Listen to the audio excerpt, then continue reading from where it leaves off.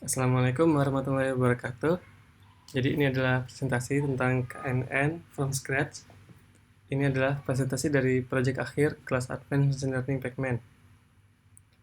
Perkenalkan, nama saya Zainal Umari. Saya adalah siswa Pacman Data Science Batch 4. Saya sedang bekerja sebagai engineer pengembangan sistem di PT Pusri Palembang. Jadi K-nearest neighbors atau kita singkat KNN itu adalah satu algoritma machine learning yang paling sederhana yang bisa digunakan untuk melakukan klasifikasi atau regresi. Jadi KNN ini mencari k titik data terdekat dari titik data uji, kemudian dilakukan voting mayoritas. Sederhananya, KNN ini hanya menyimpan data, jadi ada data training XI dan labelnya YI, di mana mereka adalah bagian dari dataset. Dan dataset ini mempunyai panjang N. Pertama kita bahas nearest neighbors. Jadi misalnya kita punya dataset, kemudian kita visualisasikan seperti ini. Ada berapa titik, kemudian kita beri label. Jadi ada label kotak biru dan segitiga merah. Lalu kita punya titik baru di sini. Nah, kalau di nearest neighbors, bagaimana kita memprediksinya? Kita melihat siapa tetangga terdekatnya. Kita lihat labelnya. Dalam hal ini, labelnya adalah kotak biru. Jadi otomatis titik baru ini berlabel kotak biru. Nah, selanjutnya kan nearest neighbors. Jika pada contoh sebelumnya, kita hanya melihat satu tetangga terdekat. Itu artinya K-nya sama dengan 1. Kita bisa mengganti K itu menjadi bilangan bulat berapapun sesuai dengan kebutuhan. Misalnya di sini kita ganti K-nya sama dengan 3. Artinya kita melihat 3 tetangga terdekat. Misalnya di sini 3 tetangga terdekat dari X adalah biru, kuning, biru. Kemudian kita lakukan voting. Yang mana yang lebih banyak atau yang mana yang lebih mayoritas. Di sini yang mayoritas adalah berlabel biru. Otomatis kita beri label pada X ini dengan label warna biru. Berbicara tentang jarak atau distance, ada banyak sekali rumus jarak yang kita temuin di luar sana. 3 diantaranya yang sering kita temuin ialah Euclidean distance, Manhattan distance, dan Minkowski distance. Euclidean distance itu adalah akar dari jumlah selisih kuadrat antara dua titik. Sedangkan Manhattan distance adalah jumlah dari nilai mutlak dari selisih dua titik. Nah, kalau Minkowski distance ini dia mencoba mengeneralkan rumus dari Euclidean distance dan Manhattan distance. Kemudian ada juga bobot atau weight. Di sini jika kita menganggap semua tetangga itu mempunyai pengaruh yang sama terhadap titik uji, itu berarti kita anggap bobotnya adalah uniform. Bisa juga tetangga yang lebih dekat dengan titik uji mempunyai pengaruh yang lebih besar. Itu bisa kita sebut dia menggunakan bobot distance. Dalam proyek ini kita menggunakan rumus inverse square distance oleh Tom Mitchell.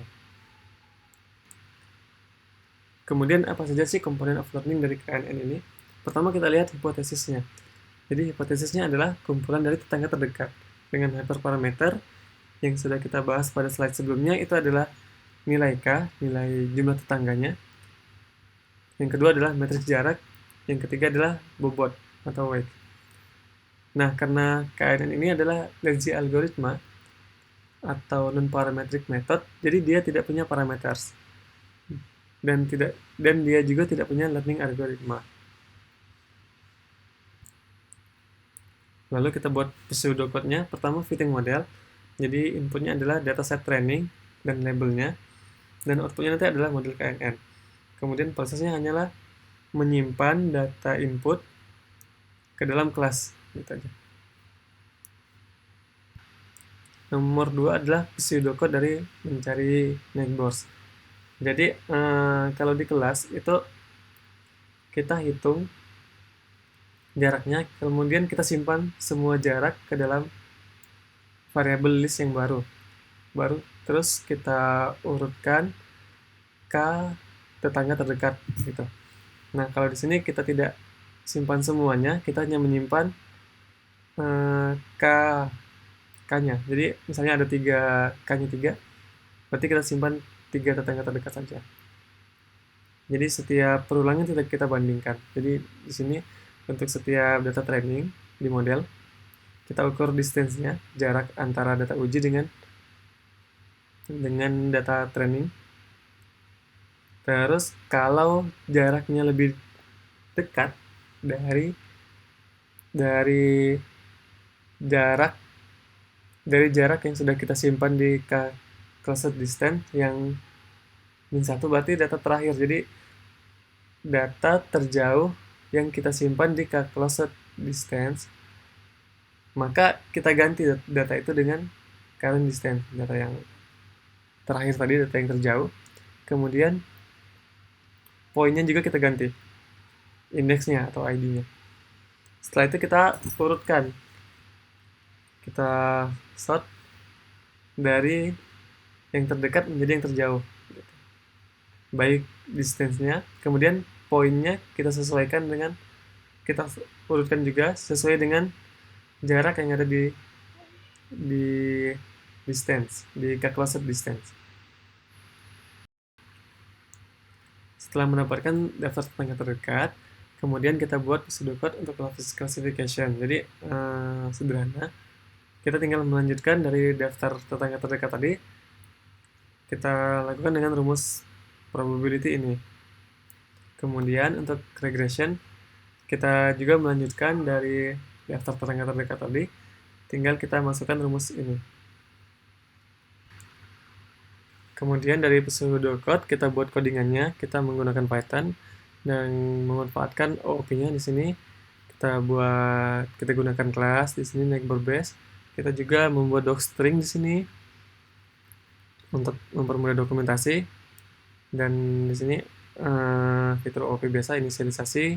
Di sini yang diinisialisasi adalah hyperparameter yang akan digunakan. Jadi kita bagi filenya menjadi seperti ini. Ada file base dan file classification dan regression. Jadi di base ini adalah file codingan general yang digunakan di banyak file ya. Misalnya di sini digunakan di classification dan regression. Di base ini misalnya ada fit, mencari tetangga terdekat, menghitung bobot ada di base. Sedangkan di classification ini dia ada kelas yang merupakan inheritance dari file base. Begitu juga di regression. Setelah codingannya jadi, kita tinggal import seperti biasa. Jadi from scratch neighbors, kita import ke neighbors classifier seperti di sklearn ya. Namun di sini kita kasih alias karena nanti kita mau membandingkan dengan sklearn. Jadi aliasnya scratch kn classifier. Jadi ini kita load data, kita ambil x-nya dan labelnya, kemudian kita train test split, kemudian kita inisiasi modelnya, kita fit, kemudian kita predict seperti biasa. Kita mencoba berbagai hyperparameter. Di sini kita coba KNXBORS-nya dari 3, 5, 7, 9, ternyata akurasinya berbeda-beda. Kemudian kita ubah juga power of Minkowski distance, juga ternyata akurasinya juga berbeda. Kemudian bobotnya juga kita coba uniform dan distance, dia juga memberikan hasil yang berbeda. Terakhir kita bandingkan dengan sklearn. Jadi yang atas sklearn model dengan parameter yang sama ya, jadi sklearn model, dan di bawahnya scratch model. Jadi kita lihat parameternya sama dan kita lihat akurasinya di sini sama persis 97,37, berarti sudah sama dengan sklearn seharusnya ya. Tapi sklearn masih banyak parameter yang lain yang di model scratch ini belum diakomodir. Kesimpulannya, jadi KNN adalah algorithmized learning atau instant based learning atau non parametric method di mana tidak ada parameter atau learning algoritma. Jadi pada saat fitting model yang dilakukan hanya menyimpan daftar data training dan labelnya. KNN bekerja dengan mencari K titik data terdekat dari titik uji, kemudian melakukan voting mayoritas pada kelas tetangga terdekat untuk klasifikasi atau mengambil rata-rata nilai target dari kata tetangga untuk regresi. Jadi pemilihan nilai K, matriks jarak, dan bobot akan mempengaruhi hasil prediksi. Terakhir, referensi pertama dari materi kelas Pacman Advanced Machine Learning, Nearest Neighbor, kemudian dari Machine Learning Lecture Notes by Sebastian Raska. Mungkin presentasi dari saya. Wassalamualaikum warahmatullahi wabarakatuh.